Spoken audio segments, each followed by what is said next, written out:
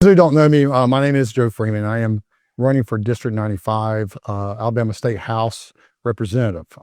First and foremost, I'm a Christian.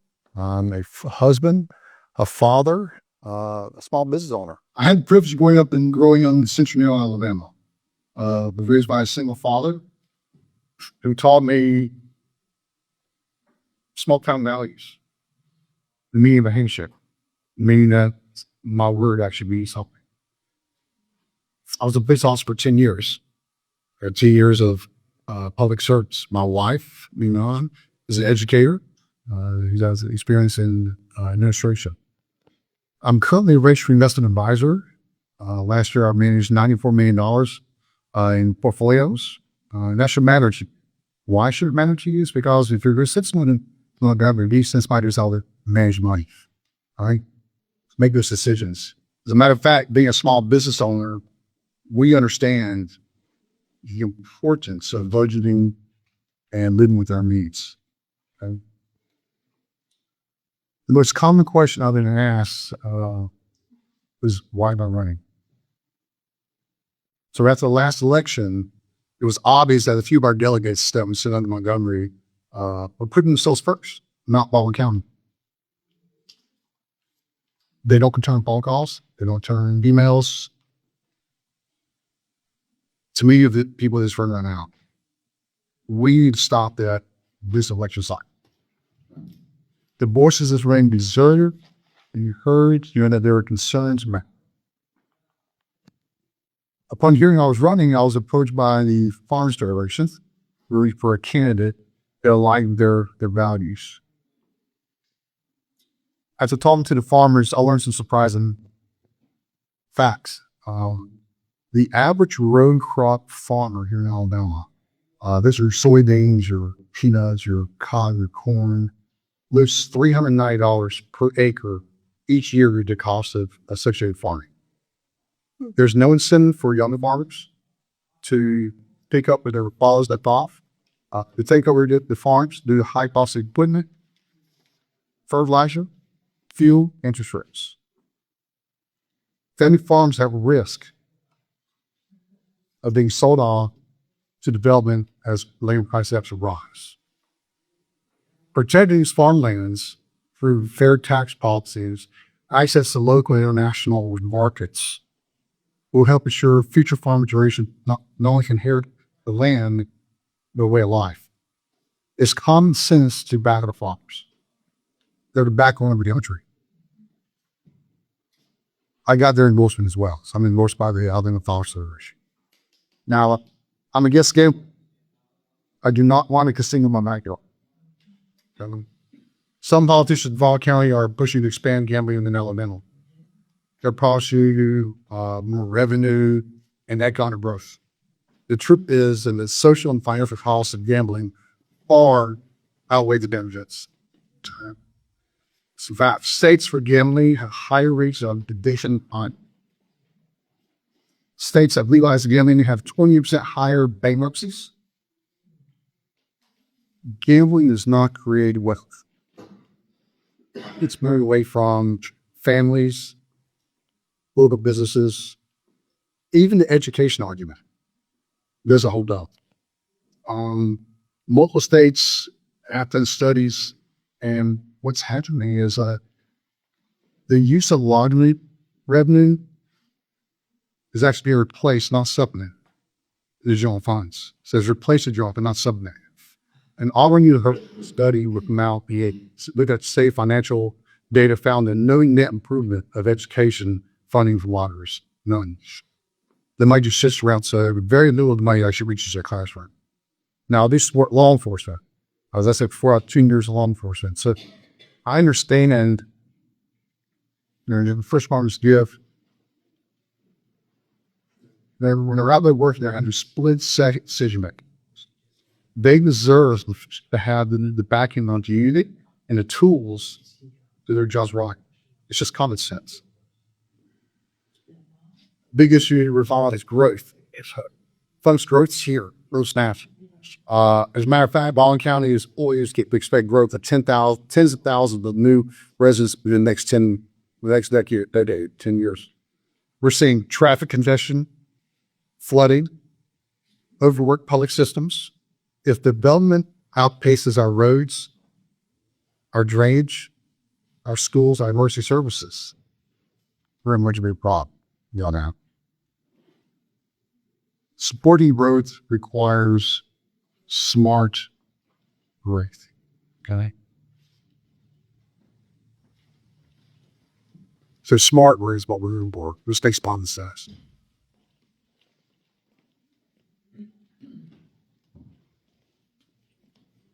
You got problems. And if we don't do something about it, this will continue. So our request, vote for Jim Brennan on March 9th on 06. You mentioned something that I find interesting. You talk about gambling a little bit there. The stats, I believe you. I'm not gonna contest that. My question is, what about like lottery tickets? But then again, then you ask, well, we have gambling in the state already. So there's a prohibition on gambling in St. Alabama. We already have it. It is. I go buy 2 of them when I go to Auburn every time I'm up there. So there's a prohibition on gambling where the game's a chance. Okay. So if we turn around and if they open up lottery tickets, it's going to give the First Virginia's able the ability to open up a Class 3 game, which are tables. Also expanding their gaming as well. We don't say that. Is that out of partition? Pardon me? Is that out of partition? Yeah, that's part of the state constitution. So we can't have one up. Yep. You can't go in there and say, hey, we want lottery. Oh, this is kind of done. Oh, wow. We can't have more. You can't have more than the other. The moment you have one, it opens the door for the other. I disagree with that. But you can amend constitutions. But it's going to take a lot of folks to amend it. That doesn't mean it's impossible. But I'm telling you, Once in that, it can be. I'm born and raised now. I live and work all over the United States. And it's asinine. We haven't done a lot for years. Let's just be honest. It is asinine. The people from this community drive to Mississippi and Florida and buy those tickets. So if you talk to a Mississippi delegate, they'll tell you the worst thing ever done was offer gambling now in Mississippi. There's a lot of stuff that's being hit. There's a difference between gambling and lottery. I've worked in a lot of places where you don't have casinos. You have lots. It's a game chance. I came from Missouri 15 years ago. They promised us that they would put all the money into education.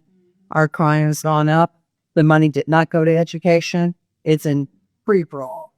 Same as somebody's shrine, Louisiana. Well, it happens, though. Not somebody's spot. And the crime does go up. Had the same exact experience from Louisiana. Exact experience that you had in Missouri. Yeah, and I grew up in the middle of all that because they promised education. And y'all know what the gambling in Louisiana is. Mr. Freeman, does everybody have one of these and access to usually a cell phone?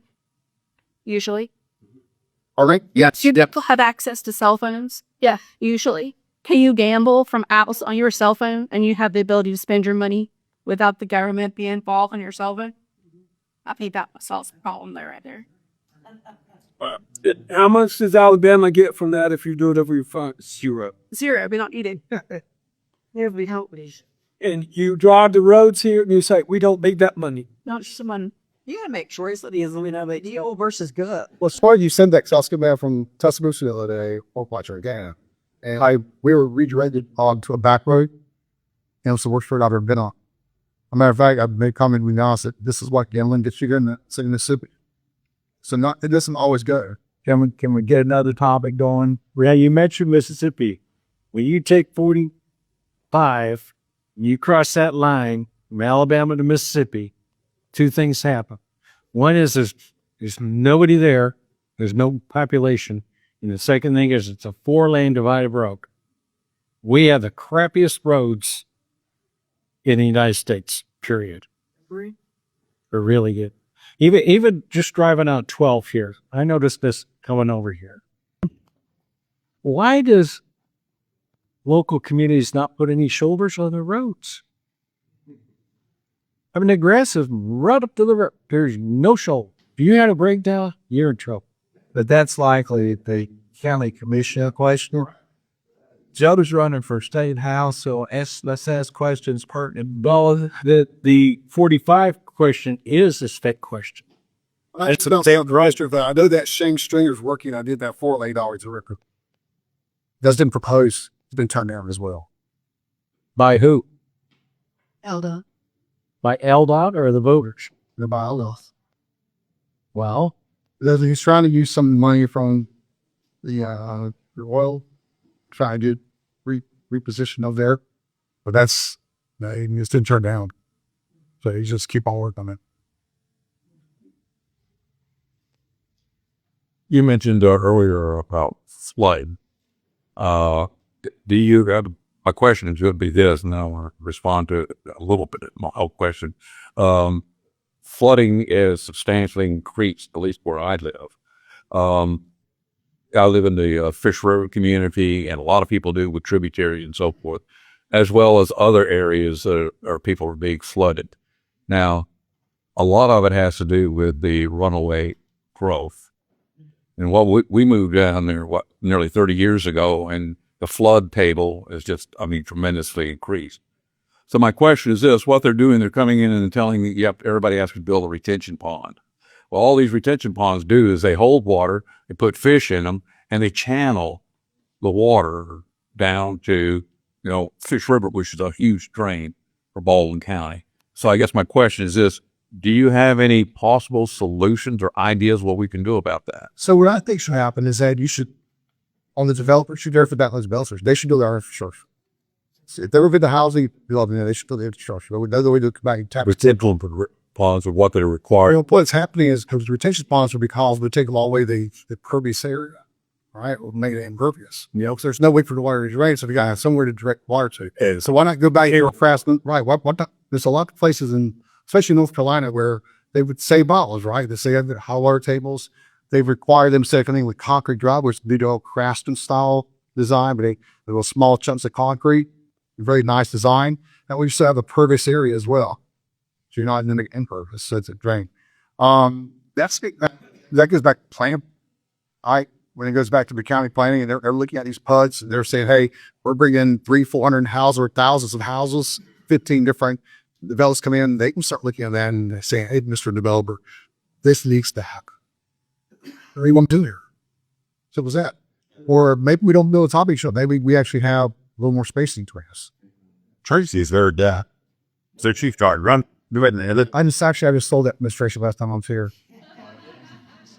This the only question.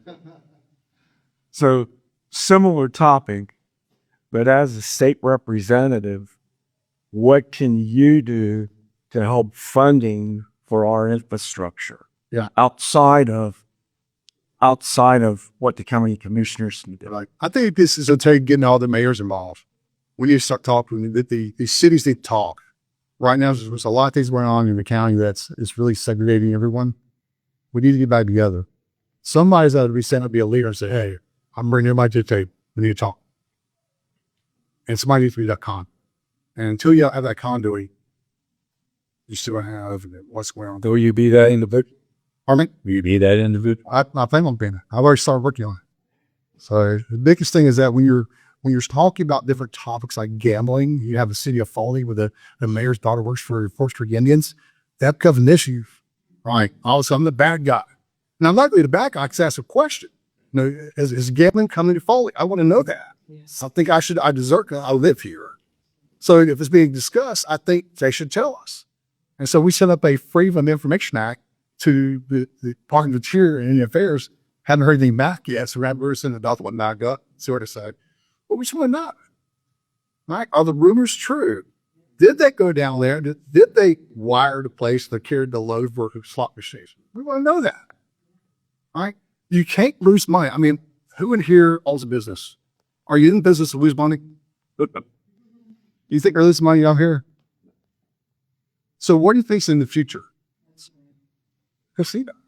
They just got to tell us. I mean, we've heard rumors, right? It's rumors. Like rumors are they discuss amongst themselves in their meetings, but none of not public said it. That's a rumor. That's something I was told. So it's a rumor. I think say that happened now, but it makes sense, right? I could drive down Beach Express and I can see this nice water park right here, and I can definitely imagine a casino on the other side with walkways running across. I can see that. I don't know if that's the plan, but so just tell us, but Joe, I understand your objection to gambling, et cetera.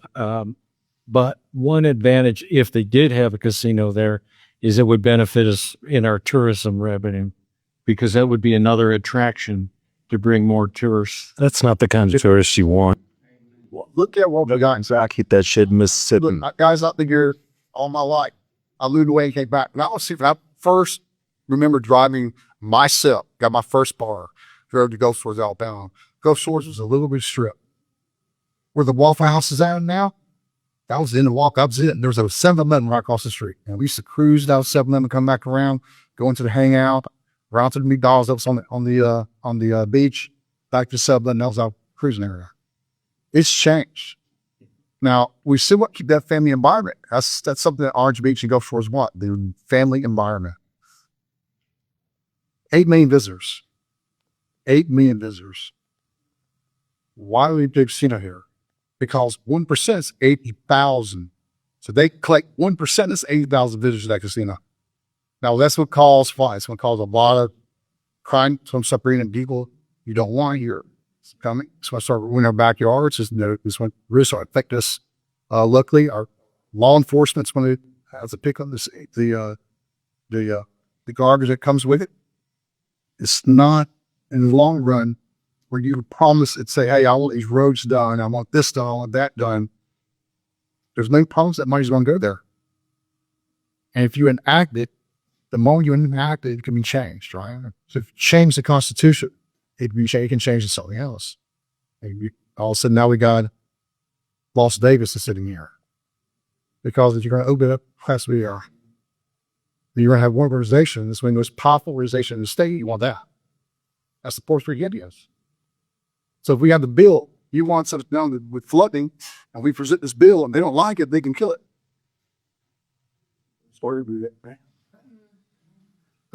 It's a big topic, guys. All I have to do is ask the question. I don't want to see in my backyard. I think everybody knows that. I've seen what they do. I've seen the stuff they have. I was a law enforcement. I've seen what was better. We got to look further to do this right now. From the found that question a lot. I have a question about the Chinese farm in Alabama. I know they just recently asked the House just recently, but Answer for you then. it's the state federal level. State Alabama, the legislative branch just passed a bill saying, "Hey, we did something. We stopped the Chinese from buying farmland." That is not true. What they did was they went in and said, anyone that is related or that is working for the government of any foreign nations cannot buy farmland. Adversary coordination. Huh? Adversary coordination. Adversary. So first of all, we could never prove it because the Chinese aren't going to tell us who their CCP members are. So it was a bill without teeth. And so they're still buying our farmland. And they're still, if there are adversaries, why would we ever allow them to put our land next to in Huntsville? Yeah. Why? We should order. What are you going to do to stop them? We shouldn't be doing it, guys. It's crazy. I think I'm wrong. I think the way it rules now is that they can't buy land within 10 miles of our military installation. And we have drones. That's crazy. 10 must be crazy. Somebody's selling us out. I'm sorry. I'm just saying. And I'll tell you, yes. Now, can you go to China and buy land there comfortable? Yeah. You can't buy land in most countries in the world. And we are selling to our adversaries. So we need a change. We need change. I don't know at the state and federal level what they're thinking, but they are selling us out. And you get a hold of our food. That's all it broke. Our food water. They don't have to beat us by war. Yeah. They can just take our barns, our farming, fix our farming and land that they never won. Right? Not only that, they become servants to them. Well, they have interest in the ports too.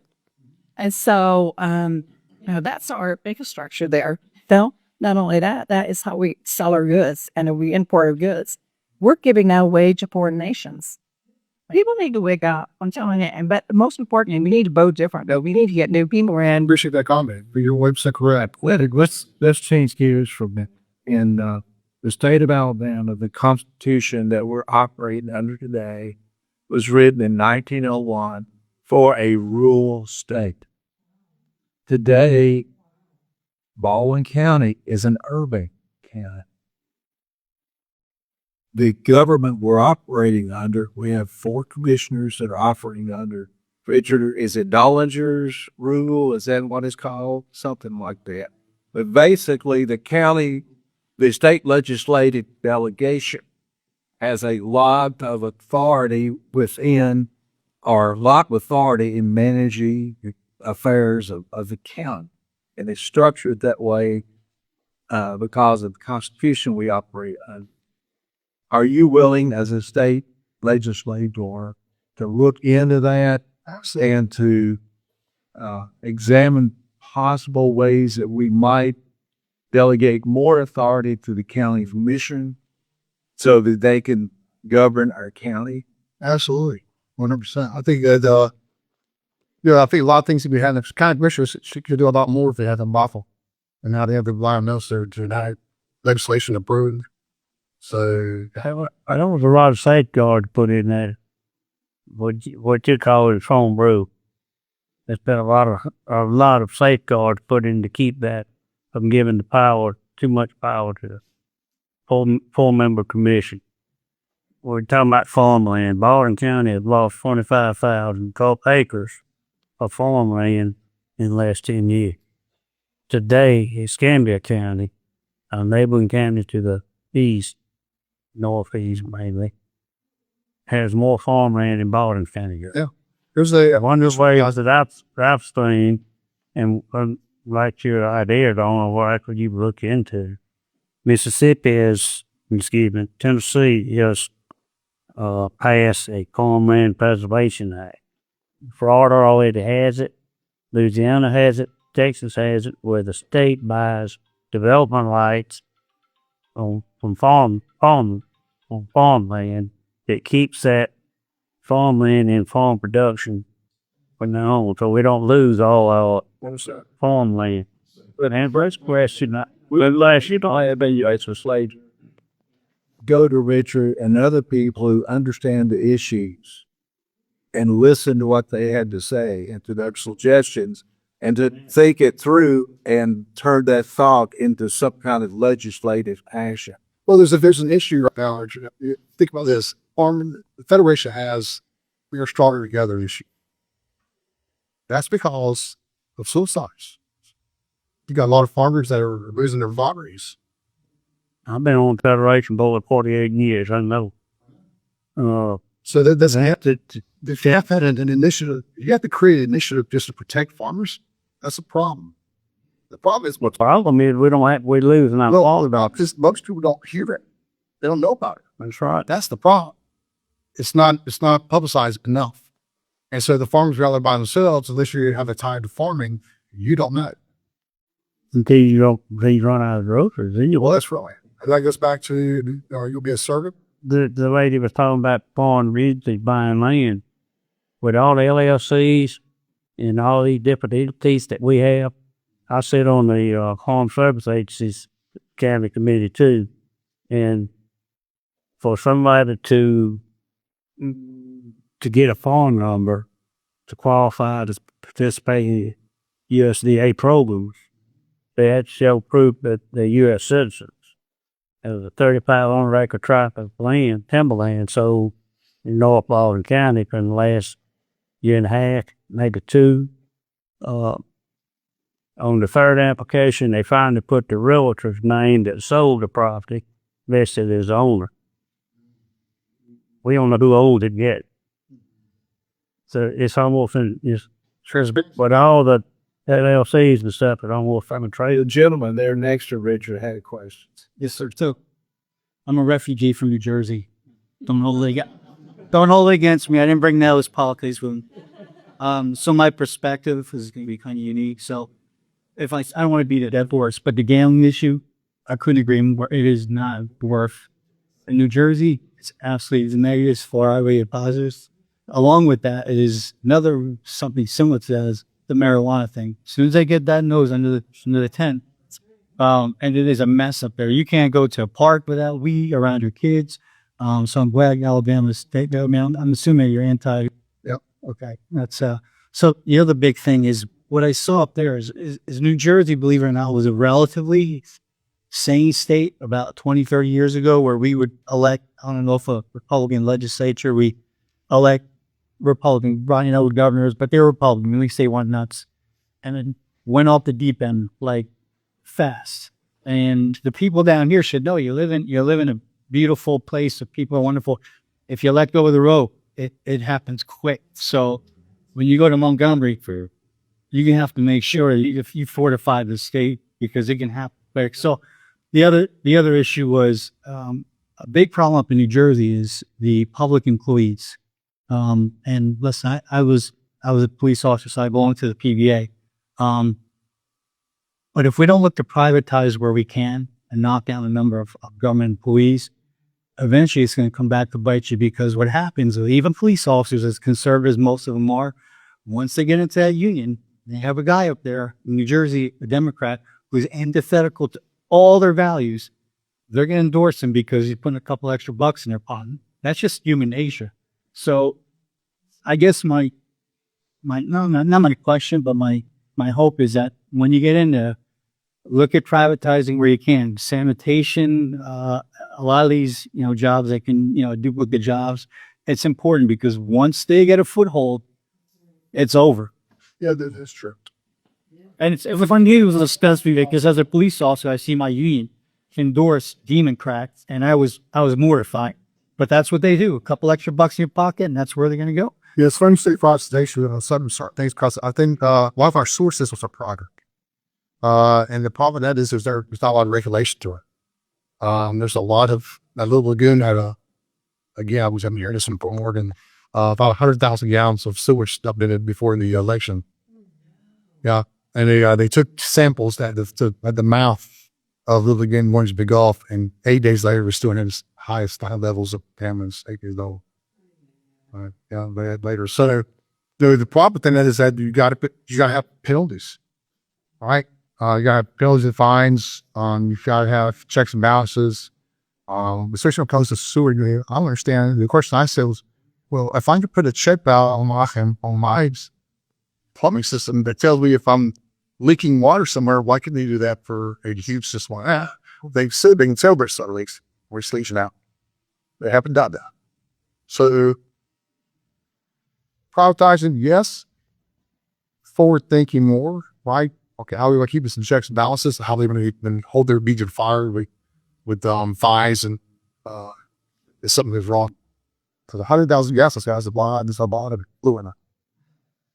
So even with our strong Republican-controlled legislature, our state budgets have increased every single year. And you're not talking about little increases. You're talking like 18% increases.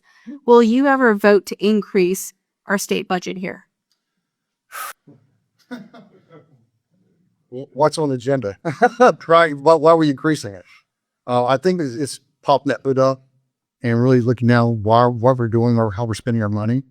Can we use for cuts? If we make cuts, let's make cuts. If they're proposing just across the board raise, why? Let's find out why. And if I don't agree with it, no, I'm not voting for it. And I think that scares some people in Montgomery right now because they're coming out being very vocal about certain things. And my understanding is coming from some different camps. No one's ever came out publicly and said, "Hey, I'm against gambling." No one's ever done that, which amazes me because you hear whispers. Everybody talks about it. Part of the problem, in my opinion, and that's the base of my opinion, problem with the legislatures are about the people. Okay, they make these laws like the land deal, the land laws, great intentional.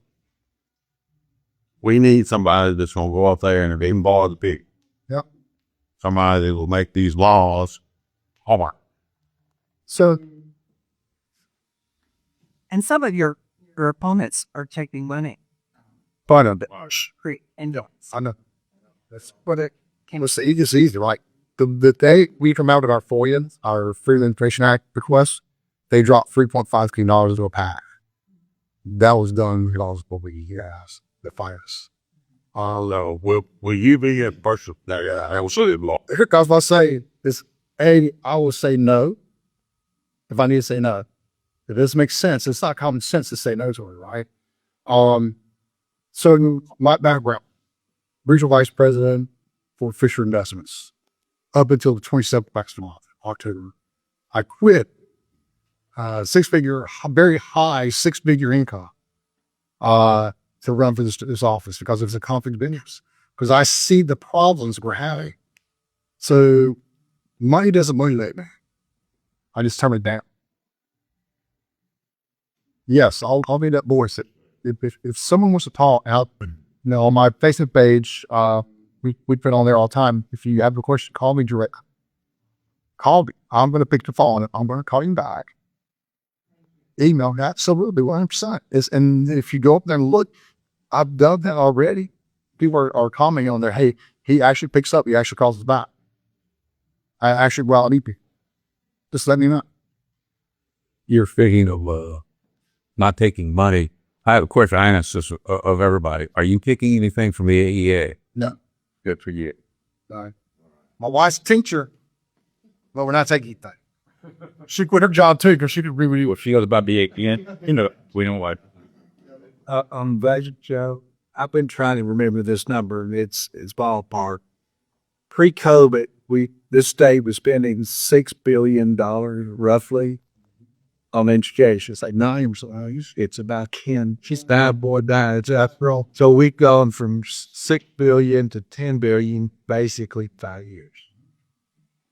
And it's not needed. I'm a retired teacher.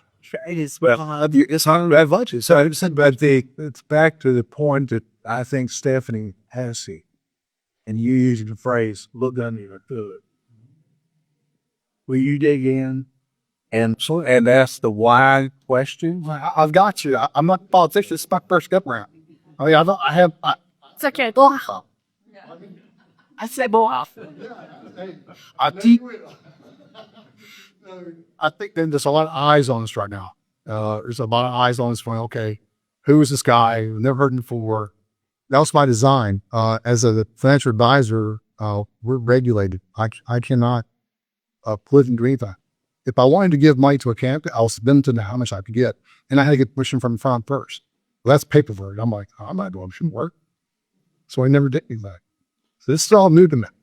One thing I can say is I'm a person. I'm just like you guys.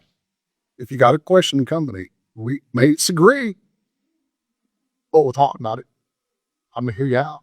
What's your website? It's votejoefreeman.com. VoteJoeFreeman.com. Yeah, I'm really in the process of donation season. We could one win, we don't have money to do it with. So signs are expensive. How much money is it going to take to win this race? We're estimating 100 to 150,000. How much has already been donated to your fund? That's a good person. That's not sure. It was like 6,000, but I think she pick up some packs or stuff like that. I think, there's a lot to get hurt to them. There's a lot of eyes encouraging them because we came out so hard that we're getting a lot of phone calls from Montgomery encouraging us to keep doing what we're doing. So we're all 30 days into this. That's the crazy. It feels like I've been doing this for 6 months. It's only 30 days. I don't know how jobs people.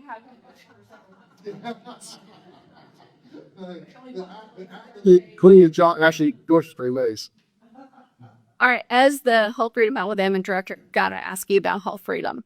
So in the state of Alabama, we still do not have codified protections to protect our employees in the state from any future mandates that ever come down from Washington. So after Trump leaves office, we're subjected to a New York mayor type situation where he's getting into office, and we need some codified protections. Will you promise to work to protect the health freedoms? Yeah, our first phone calls, we don't talk about that. I'm very with you.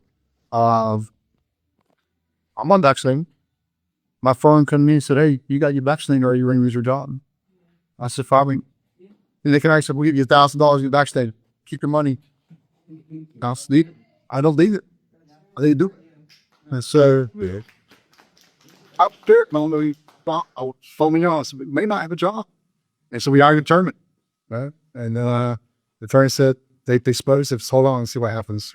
And sure enough, they changed the rules at the end. So we did not. We dug in and said we're not doing. And remember, I got COVID. I was actually put in the hospital for 6 months.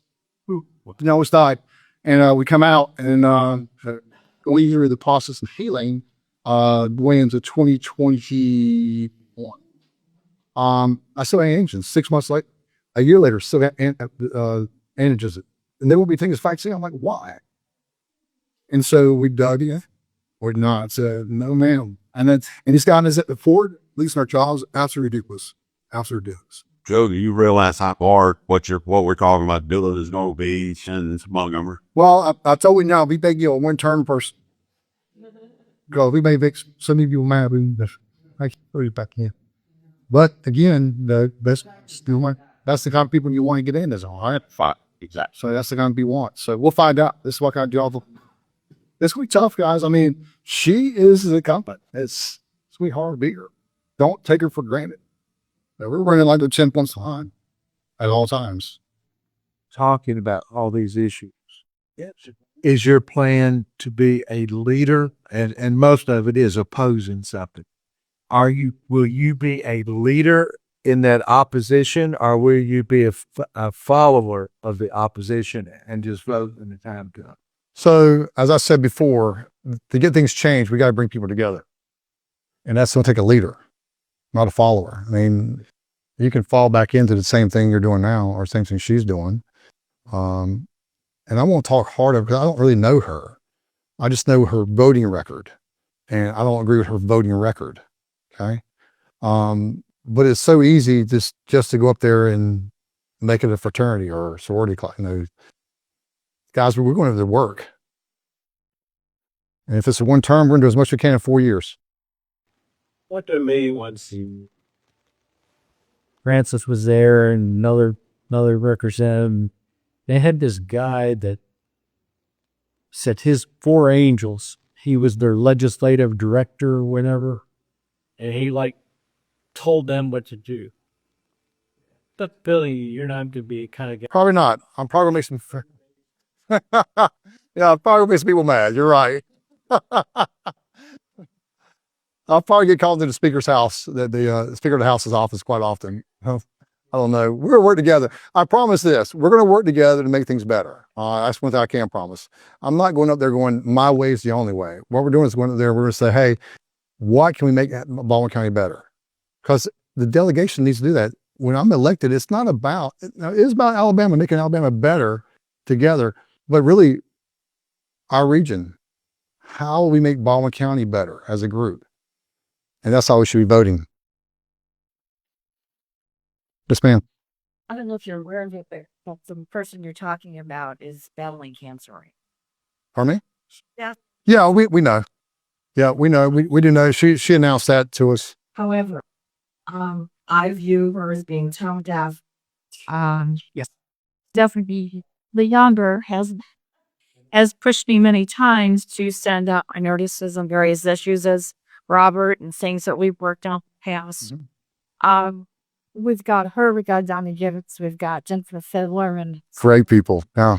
And I'm sorry, I'm just not impressed with any of them. I don't support them for the sole reason that they're females. I'll support them if they do the right thing, if they listen. And I can tell you that with some of the things we were involved with in the past, I was very involved a few years ago with the whole library pornography issue. And sometimes when you walk towards these people in certain meetings, they're the other way. They know who you are. Mm-hmm. They don't want to hear from you. And I think that person has been about as elitist and insulated from her constituents as anyone I've seen. Yeah. And I would be thrilled. Now, I'm not voting in that district. Right. Well, first and foremost, we want to make sure we send our blessings to her, make sure she heals properly. First and foremost, right. Well, we want to make sure. Saying is, when she's fully active, she is tone deaf and she doesn't listen. And one of the best things that you could be looking into me is having listening sessions. Right. She don't listen. And so, something like this, if you come to CSC meetings once in a while or other meetings, Yeah, town hall meetings. county GOP or whatever. And I mean, the county GOP hasn't always been very interested in the activism crowd. So, Well, I think as a to do to be people, absolutely. inform people here and listen to them because they know what's going on. And that's a big problem that we have. And you're only going to be one guy. So you're going to be running into a brick wall, I think. I've learned over the past 5 years now that I've been here. There's just a big, it's so much fun to say I live in Ruby Red, Alabama. Yeah, I thought it. Well, I just wanted to say something. When talking about unions earlier and the union bosses directive, we just finished the vote to get the government back open. And how are you going to not get into the rut of like the Democrat leaders saying you're going to don't vote for it? And it seems like it's a big game right now. It is a game. I think, for me, my voting, I want to vote for what's best for Baldwin County, right? How's Baldwin County benefit from this vote? I think also get a little more deeper than that is actually reading the bill. Actually read the bill instead of just voting all the time. So just read the bill, find out what it's about, and then vote. No. So I'm go crazy. You watch when they're in the boats. So if you're up there in fishbowl and you're watching them take boats, you'll notice the speaker button will light up in a way that few boats, and then you watch all the other buttons light up. And a lot of times when you're talking about reading the bills, they don't read the bills. They're just looking for the speaker when he's told them to vote. So a lot of the comments earlier about are you strong enough to stand against Montgomery go to the fact that the Congress is used as the tool to get legislators in line. And everybody gets dragged Congress every single bit. And then if you're not been told the line and do what you've been told to do, they will yell at you. And they can literally kill the bill. They can kill wherever you put up there, they can kill it. They can say they keep it out. So the art of negotiation, right? You have to negotiate, and sometimes part of being a leader is being able to get your butt chewed out by your constituents, and you got to be able to do that. And you got to have this town halls for that, and get input, right? I'm okay with that. I've managed people all the time, and we find that typically in management, you're going to have two types of problems with either quality or quantity, right? Either your delegates not doing enough business up there, or the quality of work they're doing is not good. So we got to find an equal balance in there. Send somebody up there that can do both. Now, sometimes there's a vote you're not going to like. You're not going to please everybody. Everybody understands that in here. Everybody understands that we're not going to please everybody. But sometimes you got to look back and go, what was the alternative? What was the alternative? What is your faith? I'm Christian. Yep. So I'm Southern Baptist. I actually go to Island Church. Yeah. Now I know that Island Church is a Southern Baptist. It's more non-denominational. It used to be, what was it? It used to be, what was that? Something like, yeah. Yep. But we love it there. My question. I was getting short on time, so let's go ahead. Okay.